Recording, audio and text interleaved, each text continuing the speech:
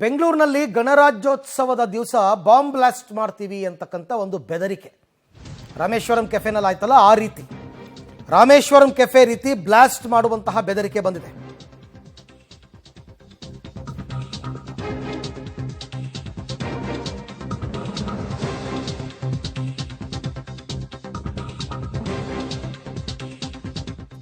ಗಣರಾಜ್ಯೋತ್ಸವದ ದಿವಸ ಬೆಂಗಳೂರಿನಲ್ಲಿ ಬಾಂಬ್ ಬ್ಲಾಸ್ಟ್ ಮಾಡ್ತೀವಿ ಅಂತ ಬೆದರಿಕೆ ಕರೆ. ನಾಡು ಬಾಂಬನ್ನು ಬಳಸಿ ನಗರದಾದ್ಯಂತ ಬ್ಲಾಸ್ಟ್ ಮಾಡ್ತೀವಿ ಅಂತ. ಕೊನೆಗೆ ಈ ಬಾಂಬ್ ಬೆದರಿಕೆ ಕರೆ ಮಾಡಿದ್ದ ವ್ಯಕ್ತಿಯನ್ನು ಅರೆಸ್ಟ್ ಮಾಡಿದ್ದಾರೆ. ಆರೋಪಿ ಮನ್ಸೂರ್ ಅಂತಕ್ಕಂಥವನನ್ನು ಬಂಧಿಸಿದ್ದಾರೆ ಸಿಸಿಬಿ ಪೊಲೀಸರು. ಈ ಫೋಟೋದಲ್ಲಿ ನೋಡ್ತಾ ಇದ್ದೀರಲ್ಲ, ಈತನೇ ಮನ್ಸೂರ್ ಆರೋಪಿ. ಬಿಸ್ನೆಸ್ ಲಾಸ್ ಆಗಿದ್ದಕ್ಕೆ ಬಾಂಬ್ ಬೆದರಿಕೆ ಕರೆ ಅಂತೆ. ಇವ್ರ ಬಿಸ್ನೆಸ್ ಲಾಸ್ ಆಗೋದಕ್ಕೂ ಬೆಂಗಳೂರಿನಲ್ಲಿ ಬಾಂಬ್ ಹಾಕ್ತೀನಿ ಅನ್ನೋದಕ್ಕೂ ಏನು ಸಂಬಂಧ? ಜನವರಿ 9ನೇ ತಾರೀಕು ಕಂಟ್ರೋಲ್ ರೂಮ್ಗೆ ಕರೆ ಮಾಡಿ ಈತ ಬೆದರಿಕೆಯನ್ನು ಹಾಕಿದ್ನಂತೆ.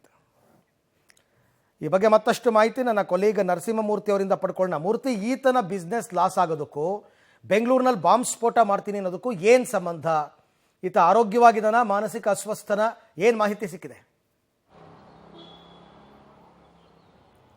ಅರವಿಂದ, ಇದೇ ತಿಂಗಳ ಜನವರಿ 9ನೇ ತಾರೀಕು ಪೊಲೀಸ್ ಕಂಟ್ರೋಲ್ ರೂಮ್ಗೆ ಒಂದು ಕರೆಯನ್ನು ಮಾಡಿದಂತಹ ವ್ಯಕ್ತಿ, ನನ್ನ ಹೆಸರು ರಿಯಾಜ್ ಅಂತೇಳಿ, ಈ ರಾಮೇಶ್ವರಂ ಬಾಂಬ್ ಬ್ಲಾಸ್ಟ್ ಮಾದರಿಯಲ್ಲಿ ಗಣರಾಜ್ಯೋತ್ಸವದ ದಿನ ಬೆಂಗಳೂರಿನಾದ್ಯಂತ ಬ್ಲಾಸ್ಟನ್ನು ನಡೆಸೋದಕ್ಕೆ ತಯಾರಿಯನ್ನು ಮಾಡ್ಕೊಂಡಿದ್ದಾರೆ. ತಗೊಳ್ಳಿ ಅವ್ರ ಹೆಸರು ಮತ್ತು ನಂಬರ್ ತಗೊಳ್ಳಿ ಅಂತೇಳಿ ಆ ಹೆಸರು ನಂಬರ್ಗಳನ್ನು ಕೊಟ್ಟು ಆತ ಕರೆಯನ್ನು ಕಟ್ ಮಾಡಿದ್ದ.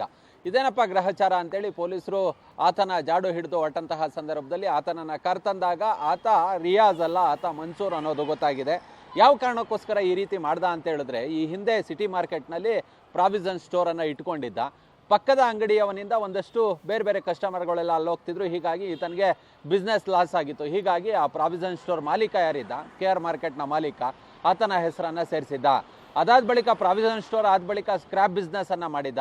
ಅಲ್ಲೂ ಕೂಡ ಲಾಸ್ ಆಗಿದ್ದ. ಯಾರಿಂದ ಲಾಸ್ ಆಯಿತು ಅಂಥವ್ರ ಹೆಸರನ್ನು ಇಲ್ಲೆಲ್ಲ ಸೇರಿಸಿದ್ದ. ಹೀಗೆ 6 ಮಂದಿಯ ಹೆಸರನ್ನು ಪೊಲೀಸ್ ಕಂಟ್ರೋಲ್ ರೂಮ್ಗೆ ಕೊಟ್ಟಿದ್ದ. ಇವರು ಬಾಂಬ್ ಬ್ಲಾಸ್ಟ್ ಮಾಡ್ತಾರೆ ಅನ್ನೋ ಮಟ್ಟಿಗೆ ಪೊಲೀಸರ ಮುಂದೆ ಹೇಳಿದ್ದ. ಪೊಲೀಸರು FIR ಅನ್ನು ದಾಖಲಿಸಿ ತನಿಖೆಯನ್ನು ನಡೆಸಿದಂತಹ ಸಂದರ್ಭದಲ್ಲಿ 6 ಮಂದಿಯನ್ನು ಕರೆಸಿ ವಿಚಾರಣೆಗೆ ಒಳಪಡಿಸಿದಂತಹ ಸಂದರ್ಭದಲ್ಲಿ ಈತ ಸುಳ್ಳು ಹೇಳಿರೋದು ಗೊತ್ತಾಗಿದೆ. ಒಂದು ರೀತಿ ಈ ಬಿಸ್ನೆಸ್ ಮತ್ಸರದಿಂದ ಅವರ ಮೇಲೆ ಈ ರೀತಿಯಾಗಿ ಅವ್ರನ್ನ ಲಾಕ್ ಮಾಡಿಸಿ ಅವ್ರನ್ನ ಬಾಂಬ್ ಬ್ಲಾಸ್ಟ್ ಕೇಸ್ನಲ್ಲಿ ಜೈಲಿಗೆ ಕಳಿಸ್ಬೇಕು ಅನ್ನೋದು ಆತನ ಪ್ಲಾನ್ ಆಗಿತ್ತು.